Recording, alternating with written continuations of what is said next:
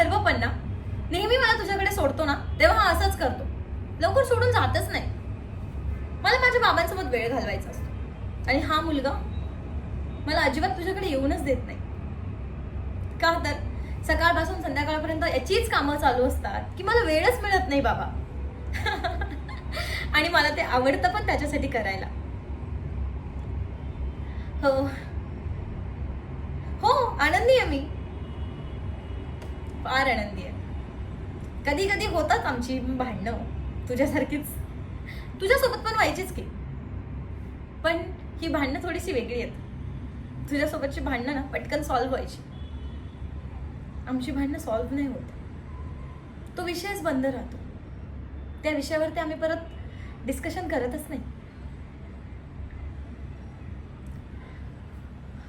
हो, कधी कधी असंच होतं. मी भांडते आणि मीच भांडते आणि नंतर मीच शांत होते.